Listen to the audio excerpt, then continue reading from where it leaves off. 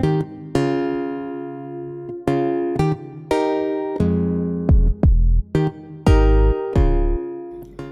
Planter Indonesia. Assalamualaikum warahmatullahi wabarakatuh. Di malam hari yang berbahagia ini, izinkan The Brondol menjelaskan berkaitan dengan NPK 138274 plus 0,5 boron atau 136274 plus 0,5 boron yang biasa digunakan untuk tanaman kelapa sawit yang sudah panen. Kemarin menimbulkan sebuah polemik yang ada di Facebook The Brondol karena banyak orang mengatakan bahwa 13.6 atau 13.8 ini adalah tidak cocok di sawit. Saya ralat kembali lagi disclaimer bahwa untuk tanaman kelapa sawit yang sudah panen atau yang sudah menghasilkan memang rekomendasinya adalah 13.6 274 plus 0,065 boron atau 0,5 boron atau 13.6 274, sehingga NPK ini adalah NPK yang direkomendasikan untuk tanaman yang sudah panen dengan tujuan dasarnya adalah dengan kalium yang tinggi 27% adalah untuk bunga dan buah dan mengakomodir bagaimana tanaman kelapa sawit yang sudah panen ini bahwa unsur hara terbanyaknya adalah 27%-nya adalah kalium dan kedua adalah nitrogennya 13%. Akan tetapi sahabat The Brondol bahwa ke 13.6 dan 13.8 ini jika digunakan untuk tanaman kelapa sawit masih garis bawahi masih memerlukan unsur hara yang lain, yaitu adalah untuk memenuhi jumlah magnesium yang cukup besar maka perlu ditambahkannya dolomit. Dolomit yang mengandung CaO 30% dan MgO-nya 18-22% masih sangat diperlukan. MgO ini adalah untuk menambahi magnesium yang hanya 4%, sehingga untuk mengurangi faktor ke defisiensi yang mungkin terjadi ketika hanya menggunakan 13.8 atau 13.6 ini, maka diperlukanlah dolomit sahabat The Brondol. Di sisi lain, penggunaan NPK 13.8 atau 13.6 dengan jangka waktu yang panjang, beberapa wilayah, sekali lagi tidak semua wilayah bisa hanya menggunakan NPK ini saja. Perlunya penambahan dolomit, sekali lagi menambahkan magnesium tapi juga menambahkan kalsium oksida. Kalsium oksida yang terkandung di dalam dolomit 30% ini ternyata akan memberikan manfaat yang banyak. Secara khusus memang kelapa sawit tidak dipupuk dengan menggunakan pupuk kalsium khusus, itu tidak. Karena bahwa kalsium sendiri bukan merupakan unsur hara makro yang dibutuhkan kelapa sawit, yang sebenarnya hanya butuh kalium, nitrogen, magnesium, dan boron. Sehingga dengan penambahan dolomit ini sedikit banyak akan memberikan kalsium. Loh, ngopo apa yang di kalsium ini? Ternyata bahwa studi kasus yang ada penggunaan NPK 13.8 dan 13.6 pada daerah yang memiliki kalsium yang rendah adalah bahwa tanaman kelapa sawit akan memiliki kekurangan kalsium. Kekurangan kalsium pada tanaman kelapa sawit ini salah satunya adalah terjadinya rontok buah pada tanaman muda. Rontok buah tanaman muda disebabkan karena dinding sel lemah sekali. Kalau memang dia kalsiumnya tidak ada, maka buah ini akan mungkin rontok. Seperti pada buah mangga, apakah pete atau tanaman lain yang dia kekurangan kalsium, maka ketika dia pentil rontok. Begitu juga beberapa kasus yang terjadi pada kelapa sawit yang dia minim kalsium. Walaupun sekali lagi disclaimernya, kalsium bukan unsur hara yang khusus dipupukkan, tapi kalsium adalah yang masih sangat penting. Sehingga sahabat The Brondol semuanya, penggunaan 13.6 atau 13.8 ini baiknya dikombinasikan dengan dolomit. Dikombinasikan bukan berarti dicampur jadi ulek-ulek jadi satu, tidak. Penggunaannya adalah tetap dolomit dulu, bulan selanjutnya adalah NPK 13.6 atau 13.8. Sehingga mengurangi faktor kemungkinan jika memang tanah kita memang sangat miskin kalsium, maka dolomit akan memberikan unsur hara kalsium yang cukup baik, sehingga mengurangi faktor itu. Nah, defisiensi kalsium bisa ditandai kalau kita ini, karena kalsium sendiri di beberapa literatur kekurangan kalsium itu akan bisa menutup stomata, tanaman juga kerdil juga sangat mungkin. Ini kemudian kalau kita ngomongin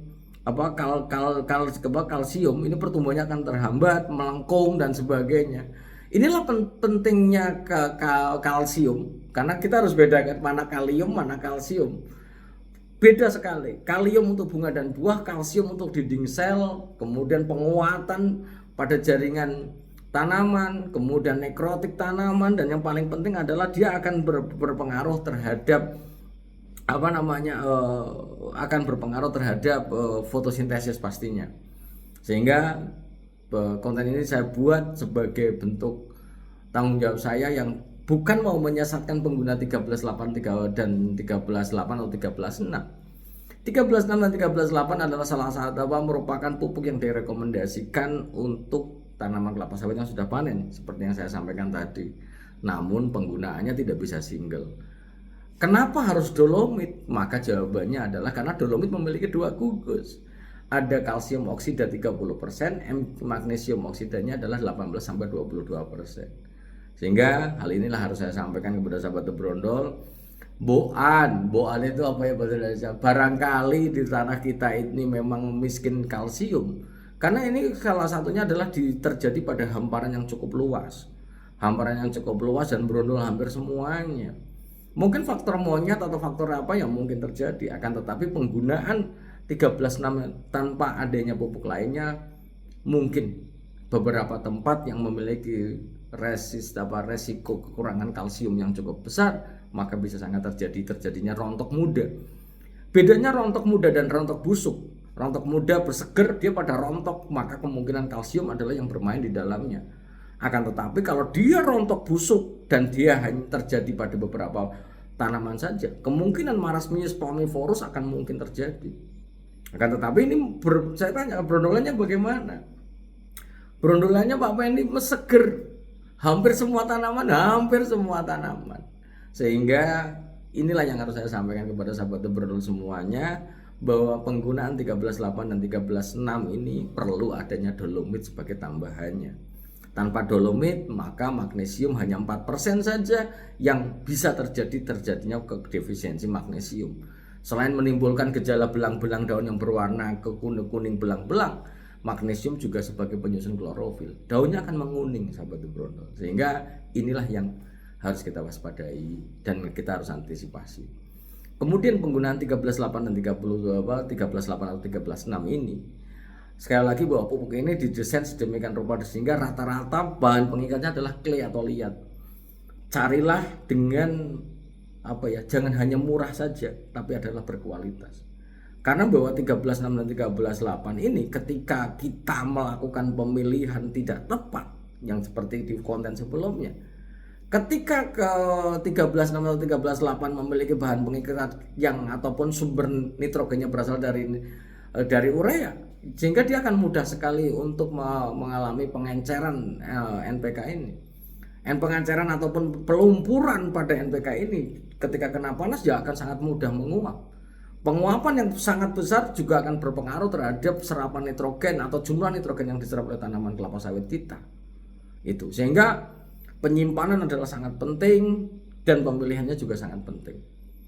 Lah kalau memang penggunaannya sedemikian rupa sehingga kalau memang ditebar selama dia memang slow release ya nggak ada masalah. Itu. Dan kita sebagai penggunanya tidak boleh berpikiran bahwa wah harus kenceng-kenceng, tidak. Karena bahwa 13.6 dan 13.8 itu didesain sedemikian rupa sehingga memang pelan.